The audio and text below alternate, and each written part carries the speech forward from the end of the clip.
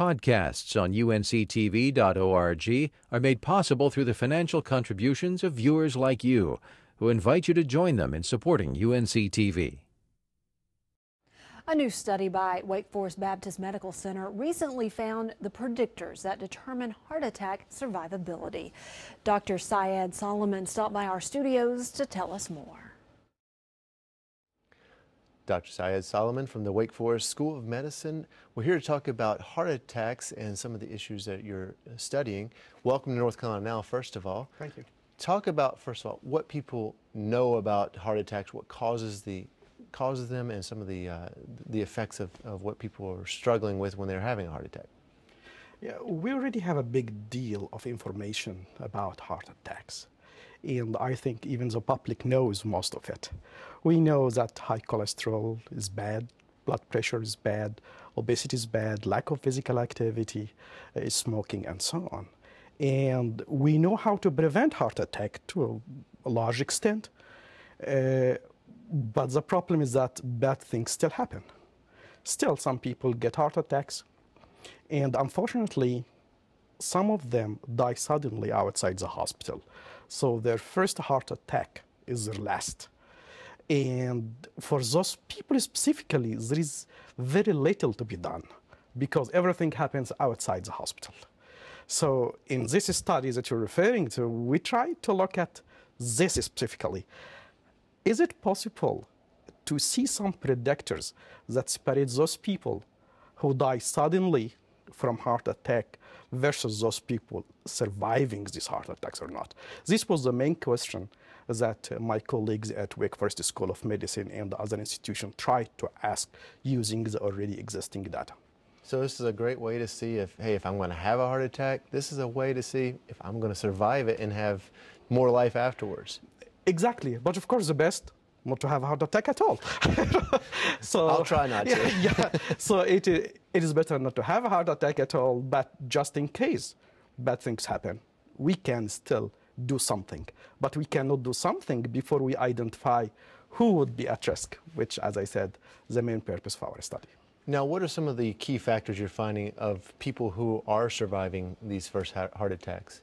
Yeah, I think I would reverse your question to say who would die from a heart attack, because this is our concern, which is the same question but in an opposite way. So what we did, we looked at several factors that we know that could be predicting chronic heart events. And also we looked at simple markers from electrocardiogram, and we checked each one individually, taking into account other factors. And we came up with 4 or 5 markers that have the potential to separate the risk of surviving through a heart attack versus dying suddenly. And those factors, we found that race, black race, hypertension or high blood pressure, overweight, increased resting heart rate, just the pulse, to be increased, and some markers, specific technical markers from the ECG the doctor can identify. Those variables or those predictors have the potential to separate between the risk of dying suddenly versus surviving a heart attack. So this is as simple as looking at an EKG. This is not a big MRI and technical thing. It's just a little EKG readout that helps you kind of find these markers. Exactly. This is one of the advantages that we are using a very simple methods and some clinical characteristics that people can know. We're talking about blood pressure, we are talking about pulse, we are talking about ECG that's available everywhere. But the caveat here is that, or the tricky part, and would be the next step, is how really we can combine these variables together to come with an efficient algorithm or a score that can really separate dying suddenly versus surviving heart attack. And it would be what you said, that, yeah, it's not MRI, it's not something big, but still, it may be useful to add these things later if we feel that algorithm or that score may be deficient or not that efficient to really separate between these two entities. And at that time, incorporating other variables or other predictors from other modalities may be important, like MRI, like genetics, for example, and similar things. So a lot of your study is also to be an educational tool for people to say, hey, you need to go get checked out even an initial time to make sure these factors aren't part of what you're going to be dealing with. Is that exactly? Exactly. You know, the simple. Although we haven't reached a recommendation to say, yeah, this specific predictor would really separate. We identified potential predictors that separate, but still, logic is logic. You know, this is another reminder of taking care of the basic things. Go for the doctor, check your blood pressure, check your health status, and if there's something wrong, manage it. Blood pressure, lower it.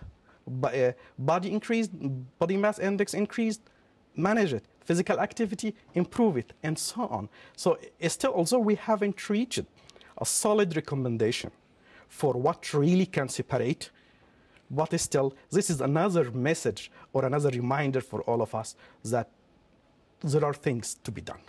So once this is proven, because we're hoping this is proven that this is going to be a success for you on this study, what is the future now going to be after that, after the proof is there that this is something that is a marker that's there for people to know?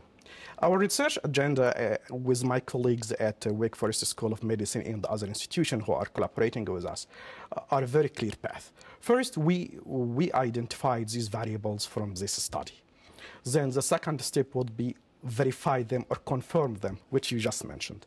Then after that, we would like to have this score or algorithms combining these variables together to predict sudden death.